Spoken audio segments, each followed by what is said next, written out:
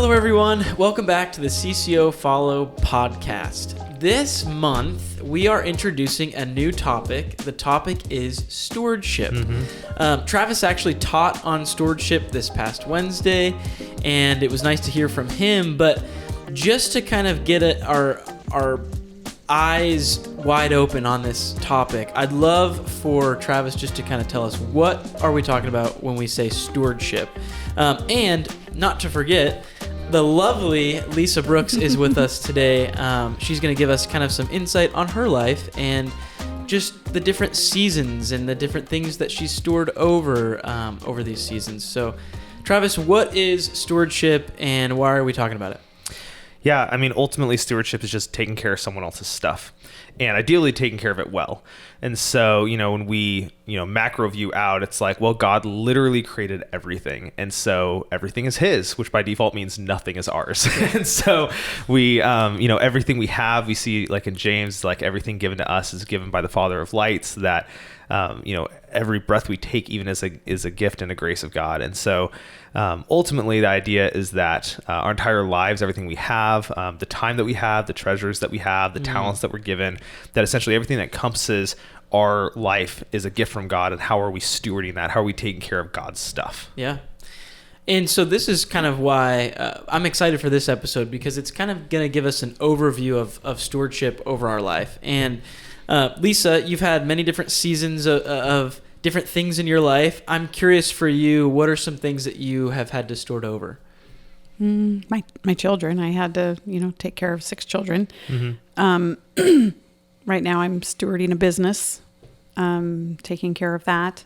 And in that whole, really ever since we've been married, but the whole season of raising children, I took very seriously the whole aspect of cooking and making sure that I made healthy meals for the family and that it was within a budget that the family could live on. So that was pretty big to me. But, yeah. I love that you mentioned, raising a family. Yeah. Because in my mind, when I think about stewardship, obviously money comes into play, businesses and different things. But I'm not a father yet. I hope to be one soon. But it'll be announced first on this podcast. Yeah, maybe. We'll see.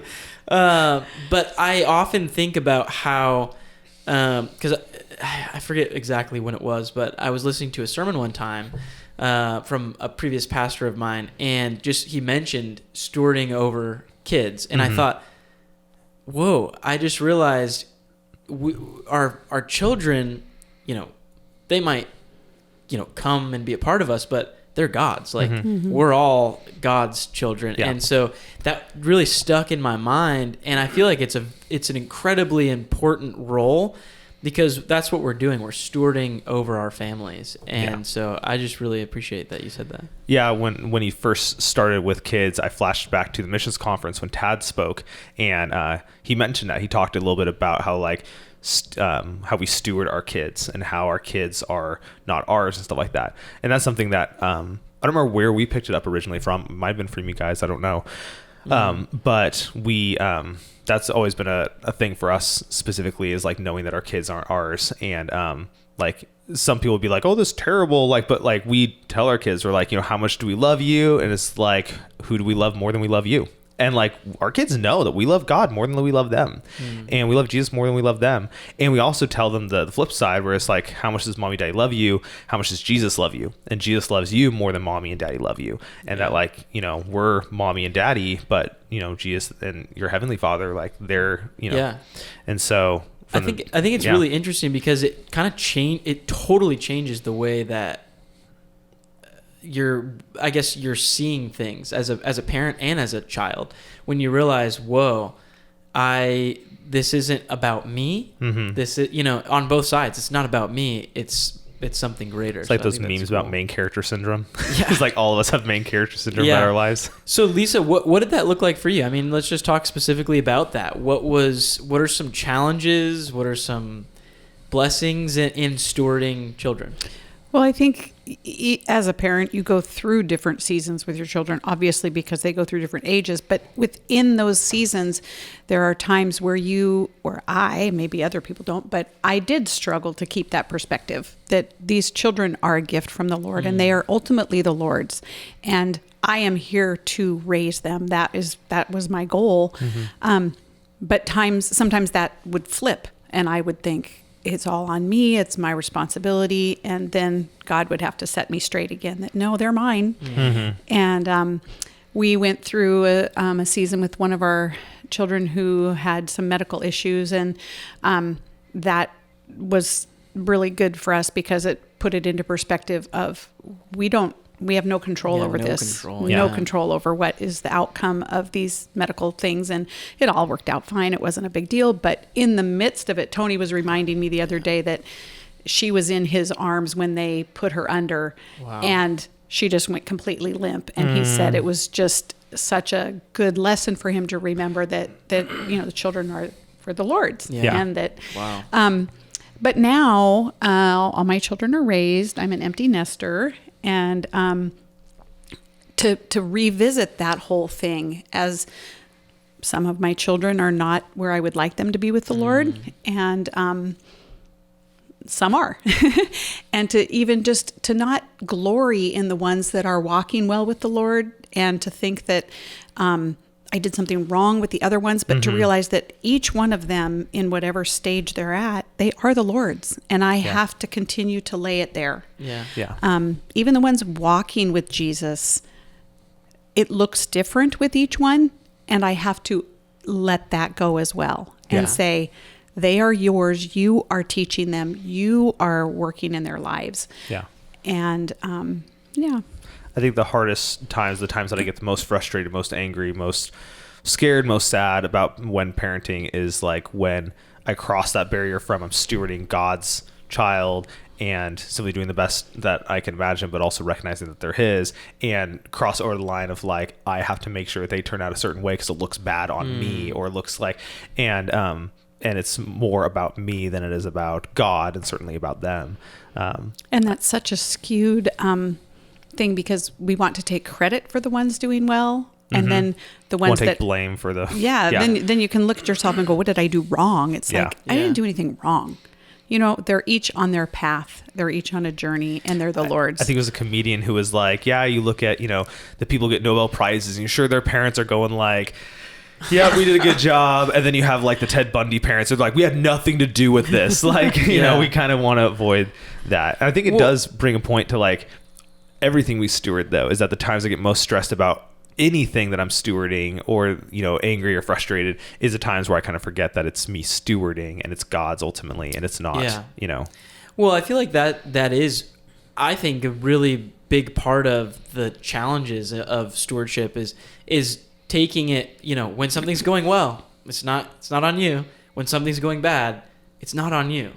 And I think that obviously there's responsibility in that. But I find, the stuff that I stored over, my family that I have now and finances, all these different things, it is difficult to pull yourself out of it, but also remaining responsible for the things that we're responsible for.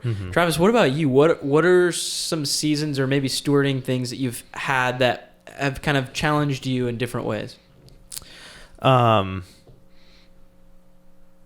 Stewarding time is always an interesting one as you go through phases where it's like, oh, you feel like you have a lot of time. The times you feel like you don't have a lot of time.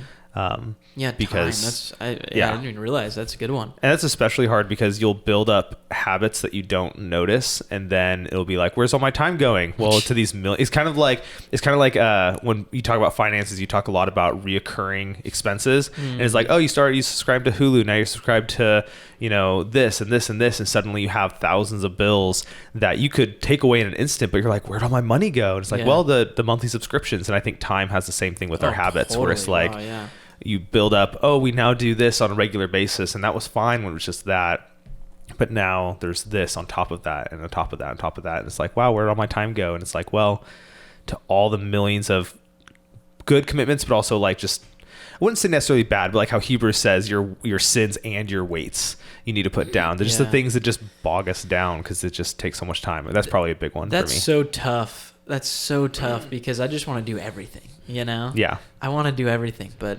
different seasons are for different things. That's good. Yeah. What about as we steward, we talked about a little bit of the challenges in it. What are some blessings that come from stewardship? I know it's kind of not something we think about often, but.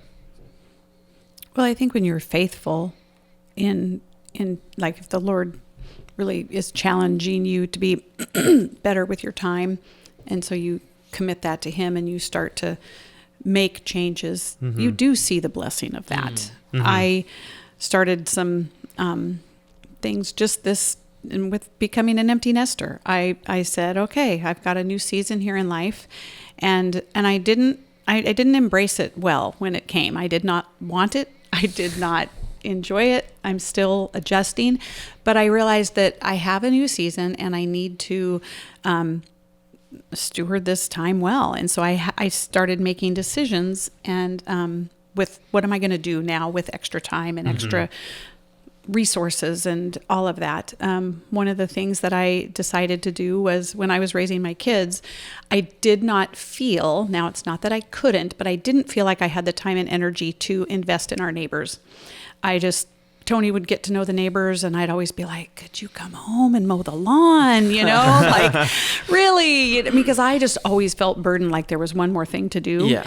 And like quite never enough time. So as soon as the kids were gone, I told my husband I'd like to do a soup night once a month with the neighbors. And so he was like, okay, are you sure? And I'm like, yeah, I really want to do this. I want to get to know our neighbors. And so it was funny. We made up these little flyers and we went and handed them out in the neighborhood on one Saturday. And we met neighbors that had lived in the neighborhood as long as us. We've lived in the neighborhood for 23 years. And we'd hand them to these one people and they go, oh, are you new to the neighborhood? And we'd be like, no, we live in the big greenhouse. And they're like, oh, why are you doing this? Then they were really suspicious. What's your angle? Like, are you Jehovah's Witnesses? You know what I mean? Yeah, like, are you what going to is sell it? us Pyrex at the end of it? And I just, I told them, I said, I just want to get to know people. I'm at a different season in life now. And we just had a soup night a week ago Wednesday, and we had a new couple that has moved into the neighborhood, and they asked that question. So why are you doing this? Because we've now been doing it a year and a half. And wow. And I told them, I said, because I didn't feel like I had the energy when my kids, and I told the same thing that I told you, and they just said, wow, that's really cool. And I just said, yeah, I have time and energy now to get to know my neighbors. Yeah. And to find out about you guys. And so that's what I'm doing. Yeah. By the way, in the summer, we do barbecues. We don't do soup. That makes sense. That's good. Well, that's interesting because I think of the same way. I think of in my personal life, I know it's different for everybody, but home group for me is that same way where I realize, man, if like God's given me this life, like just the life that I have, the house that I have, the family that I have, all of it, it's might not be my preferred thing. Like I'm not a huge people, like I don't, I wouldn't necessarily, I'd be the suspicious one in your neighborhood. Yeah. Like, why are you doing this? Yeah. But I realize it's like, this is my opportunity to steward over this opportunity that I have well. And it really is, it's an opportunity, and it's kind of a giving back. I think of like when you talked about in the very beginning, you're like stewardship is, taking care of something that's not ours, and hopefully it's doing it well. I feel like as we steward well, it's almost like a gift. We're giving back to the person who gave us that thing to steward over. And so I think about, we talked about, kids and finances is obviously one of those areas and businesses, but our lives in general, just the fact that we are breathing and we can communicate with one another, in a way, it's almost so overwhelming because it's like, where do I start? What do I do? Yeah. And that's kind of where I want to bring the conversation is with all of these things that, you mentioned it, everything is God's, right? None of it's ours. when we're maybe coming out of high school or college or whatever it is, maybe like singleness is one of those things. When we have so much opportunity, maybe we have a ton of time, maybe we're blessed with finances, whatever it is. How can we, I guess, steward over those things well and kind of give back to God? Where should we look? What should we be thinking about? Mm-hmm. We used to go up to Cape and Ray Harbor and Thetis Island and go to a family camp.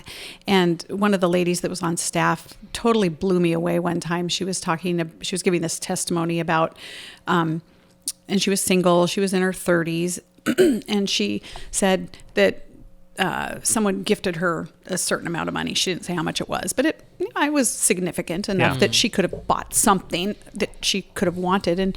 And she said, I just looked at that money and I said, Lord, you've given me everything that I need.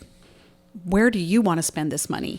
And I remember just thinking, wow, that just hit me between the eyes because, I instantly thought if somebody handed me $2,000, what would I do with it? You know what I mean? Like, I could, think of, but it really spoke to me that she was really trusting that the Lord had met all of her needs and that she didn't need to have more. And even in the season now where my husband and I were not raising children and we have more, what are we doing with that more? Are we giving it back to the Lord? Are we consuming it all ourselves? So, yeah. Yeah. No, when you were first talking about our very lives like that, it made me think about how Jesus says that we'll give account for every careless word we say. And in the book of James, it's like when you speak, it's not right that you're cursing your brother and you're, blessing God. It's like salt water and fresh water coming out of the same spring. And just thinking about that's a very foundational starting place is how we talk and how we act. But we really are stewarding everything we have and just thinking about, just that goes from the very minute thing to the really large thing. I've met people who are very well off financially and never thought about their own stewardship. You'd think the more you have of something, maybe the easier it is. The more time you have, the easier it is to just be but it's no, the more more precise, money, more problems. Well, yeah, no, but the more time you have, if is the more likely for you just to give it flippantly. You see that a lot with big speakers and stuff like that. You have the Jackie Hill Perrys who are you know what, I'm not going to go speaking anymore because I was taken away from my family, or you know what I mean, people who are having to they had a lot of time, but then it was it got taken up so quickly. I've met people who are very well financially off and they're I'm having to be really purposeful about where I give it and who I give to, because my initial reaction was, I'm just going to give. And they're so I was really wasteful in my giving. I wasn't very helpful as much as I should have been and could have been. And they told me about how they would give to local small churches, and they realized they were oh, I need to make sure I'm not giving so much to this church where it's causing the rest of the congregation to maybe pull back in their giving. So oh, well, there's some anonymous donor who's just taking care of everything. And they had to be more careful about how they strategically blessed, and they still gave lots, but it was they had to be more judicious with their decisions, where you think the more you have of something, the less judicious you have to be. Yeah. But to be a good steward is kind of like the parable of the talents. The one who was given 1, 3, and 5. The one who was given 5 made 5 more. He didn't make 3 more. To be a well steward, he had to make 5 more. The 3 had to make 3 more.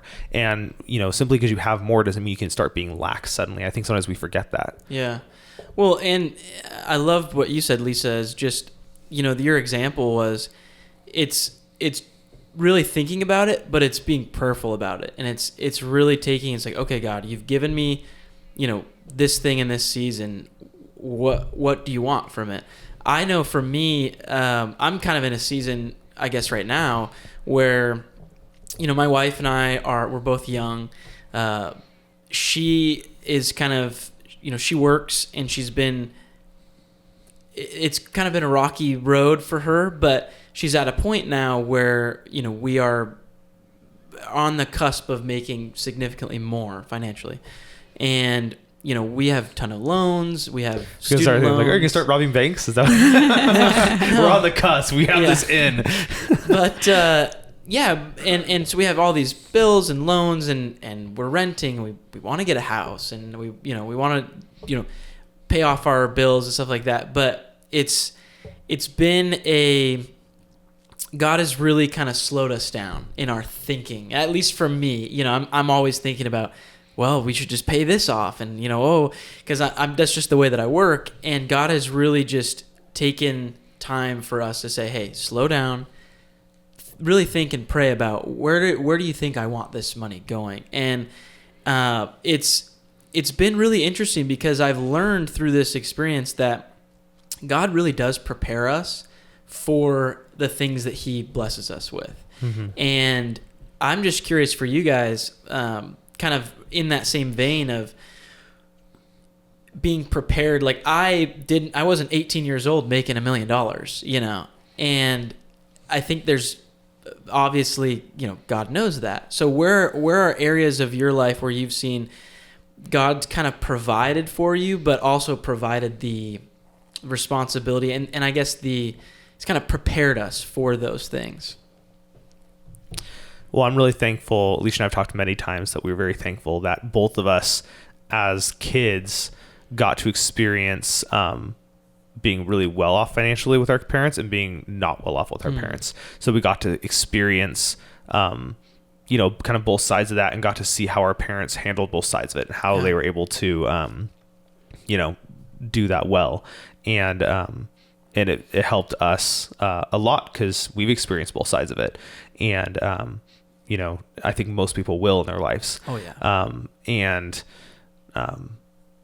So that really helped prepare us, just being able to observe that as a kid, and kind of participate with that in a family setting of just like, experience a lot and a little of various things. Yeah, that's good. When Tony and I got married, he was a pipe fitter in the shipyard, and he made good money. And we made the decision he quit his job, and we went to Bible school. And then we came back, and he decided to go to college. And he had an applied science degree, I think. So it wasn't even an associate's degree. So he went to community college and got that. And then we decided to go to WSU. That's when we moved over. And in the meantime, go Cougs. We moved over to Pullman. I had my oldest daughter, Alicia, and I was pregnant with my second child. And not an ideal time to be going off to college, but but we did. And he, he got some financial assistance and stuff because we had kids and stuff. But we made a decision at that time: how can we get through college with as little debt as possible? Mm-hmm. And so we were pursuing different things. And one of the things we pursued was becoming apartment coordinators. Mm-hmm. And so our first year, we just lived in the apartments. But at the end of that year, we applied for apartment coordinators. And it was interesting because it had to be a student be the apartment coordinator. Mm-hmm. So he got the job as apartment coordinator, but I basically did the work because he was going to school. I had to let people in and out of their apartment, and I had to plan events and stuff, and he would be there with me. But, in the course of that, we got free housing and all that. So we were able to, the Lord was good to us that we came out of 3 years of college with $6,000 in debt. Mm-hmm. So, which is pretty amazing because we would have had a lot more had we not had that job. So at that point in time, I think that's the Lord. We were pursuing ways to reduce that financial burden on us later. And the Lord provided that. Yeah. And sometimes, like in a way, you stewarded your time in a way that impacted your finances. And it wasn't like you just became workaholics and you're just, every second was working, stuff like that. And it was, all about the money, but it was like, oh, God gave us, he gave you during that season a little more time, and you were able to, help the family in a way that, allowed to be able to steward other things well then and later. Yeah. I heard something the other day of just like this idea of, with our time or with, our lives, laziness is kind of the antithesis to stewarding well. But I've heard that, even with our finances, we can be lazy with our finances. Oh yeah. And I'm kind of learning that now, and I've made mistakes, and I'm curious to know for you guys, when you've made mistakes or you've been lazy in a certain area, how is God's grace working even in that? Because he doesn't let things fail beyond what he wants them to, I guess you could say. Yeah, he doesn't. I don't think he lets us fail to just utter destruction. Yeah. It might lead, to a very hard life, but I don't think, we always have hope. This isn't the end. And you can begin stewarding well, even if life is now hard and you're suffering the consequences of it.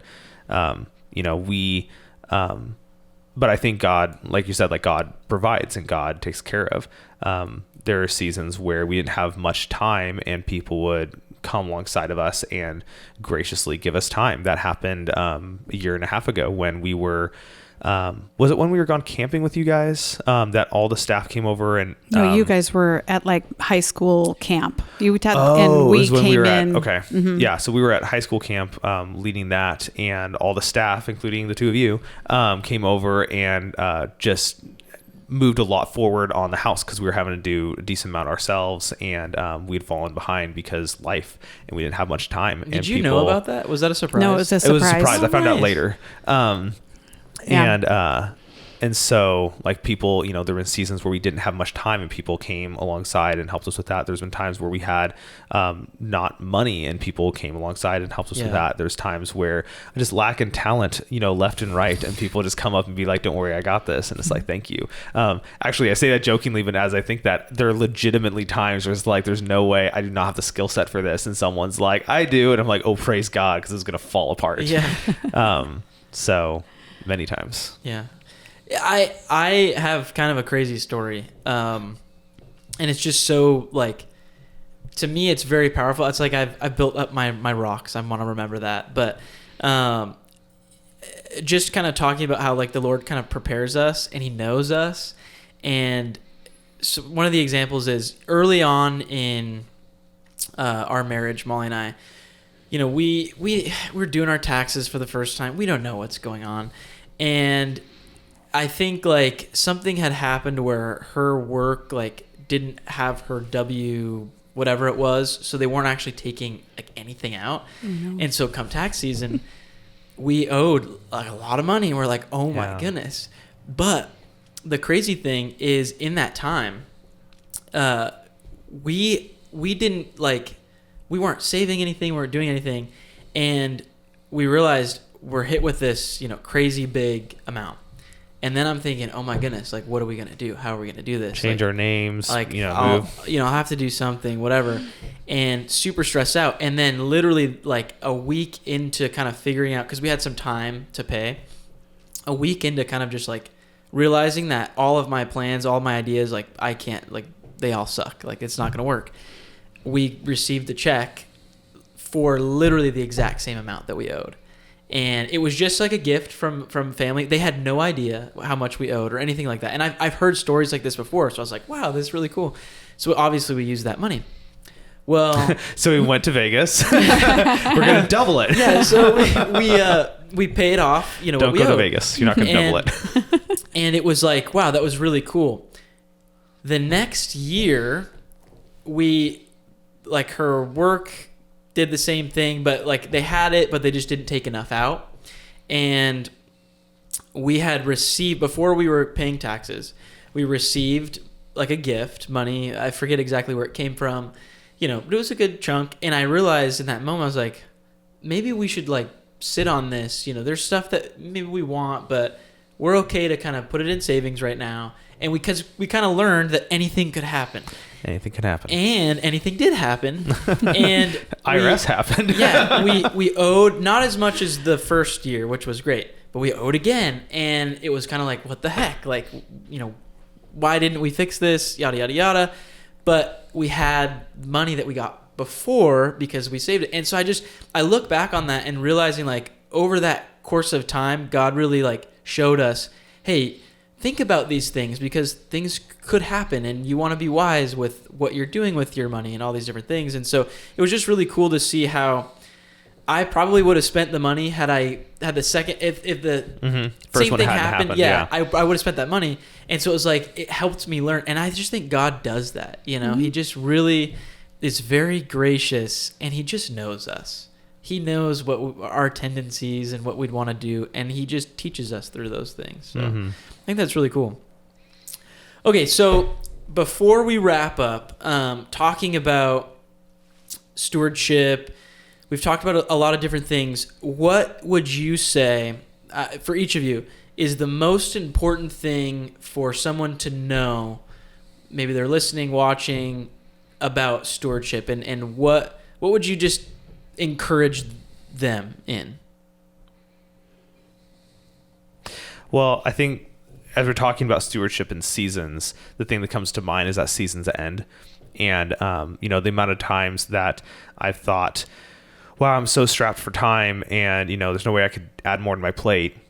And then a couple years go by and somehow there's more to my plate and I had more time than I thought I had. And I feel like that's happened regarding all the types of things we steward. And, there's everything we steward, I guess, except for our own lives. Like that's either you have it or you don't. But even then you could, I remember the youth group asking like, would you rather lose your arm or your leg? It was like, okay, talking really serious things now. But like, you may lose a limb, but for the most part, you have your life and you'll steward your life the rest of your life. That's how that works. But everything else is not a given.